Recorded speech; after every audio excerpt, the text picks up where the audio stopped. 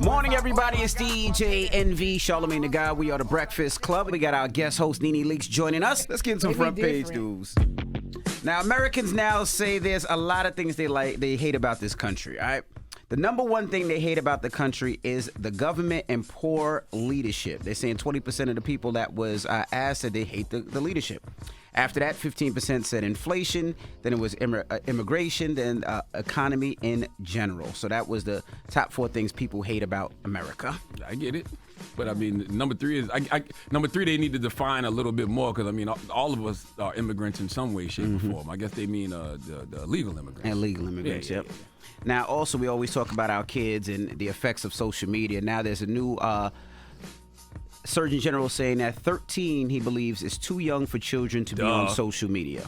Based on the data I've seen, believe that 13 is too early. It's a time where it's really important for us to be thoughtful about what's going into how they think about their own self-worth and their relationships. And the skewed and often distorted environment of social media often does a disservice to many of those children.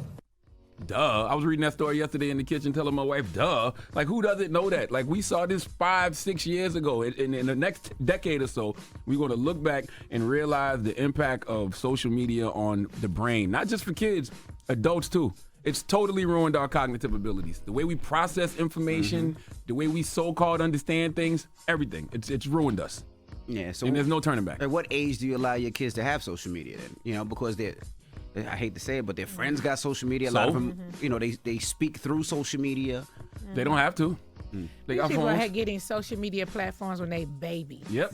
You know, so I mean, I don't know. I think it's okay as long as you have some sort of parental control on it. Yeah. And that article was saying that, you know, it ruins the way that they see themselves. You know what I mean? Because think about it, you're not emotionally developed at that age. You know, think about if you had to go through puberty on social media, every pimple.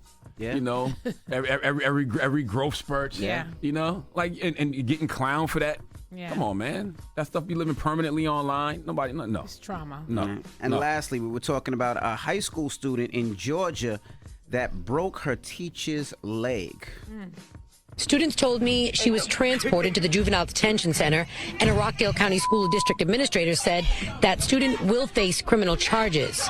We got permission to speak to a student who saw the whole thing. Was it scary at the time? It wasn't scary, it was shocking. She's a pretty good teacher, but how she talked, I'll say she talked with aggression. How she talked to kids is not a proper way to talk to them. His mother agrees. What I think the problem is the teachers are not taking a class to how to deal with children. You have to learn de-escalation techniques to help those kids versus aggravate a situation. That student is on suspension, and they fully expect her to face criminal charges. I saw that video. I feel like they're making a lot of excuses for that girl. You know what I mean? Like, it's like she ain't had no business putting her hands on that teacher like that. Do I agree that they need de-escalation tactics and, you know, some of these kids are emotionally unstable, dealing with mental health issues? Yes, but that still don't give you no right to attack somebody in that way. And that teacher showed a lot of restraint. And they thought about she broke her leg. I'm like, did she break her leg, or was it her weight that she fell combined with the way she fell that broke her leg? Because I know that student didn't break her leg. Well, if you listen to the interview, the student before was saying that the teacher talks really aggressive to the students, and he didn't think that was the proper way to speak to them. That still don't give that young girl no right to put hands on her. But something happened prior to that. That didn't just happen. Something happened before that. And this is in Rockdale County outside of Atlanta, Georgia. Okay. Yeah, so I'm surprised. Well, that's a nice county or something? Well, it's not a bad county. All right. Yeah, see, I'm you know, there's a couple of things that bother me. One, I would never put my hand on the teacher because I know that if I had to go home, my father was gonna whoop my ass, and my mother was gonna whoop my ass. That's A. And B, I grew up in Queens Village, Queens, and it's a very Caribbean Haitian area, right? My mother actually started the basketball team in school because all we had was football, soccer, and they beat kids out there. Those Caribbean teachers.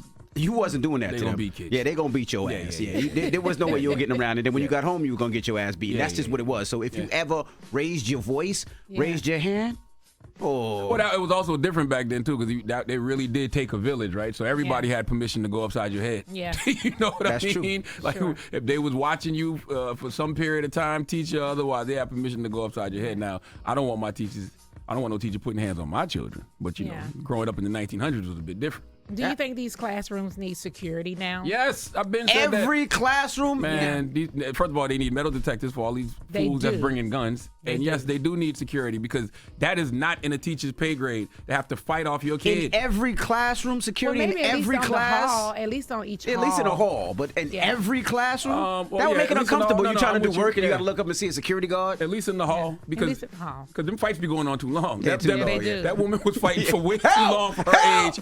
You know what I'm saying? And there was nobody there to break it up. The kids ain't breaking it up. All of them got their phones out recording. The teachers don't know what's going on. Yes, they need bouncers in the schools. So what is the question? Should teachers be able to defend themselves against? In that case, yes. That woman had every right to go off on that little girl. She should have beat that little girl ass. So let's she was showing a lot of restraint. 800-585-1051. She got a broke leg because she didn't defend herself. Should teachers be able to put hands on students, especially self-defense?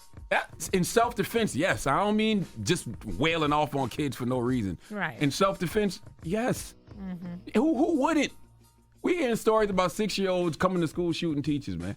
You know what I'm saying? Well, these classrooms need a panic button or something that you can press. That's what they need. That's what they really need, a panic button. While I'm pressing this button, I'm getting my ass wailed on. You better panic in that moment and fight back. 800-585-1051. Let's discuss. It's the Breakfast Club. Good morning.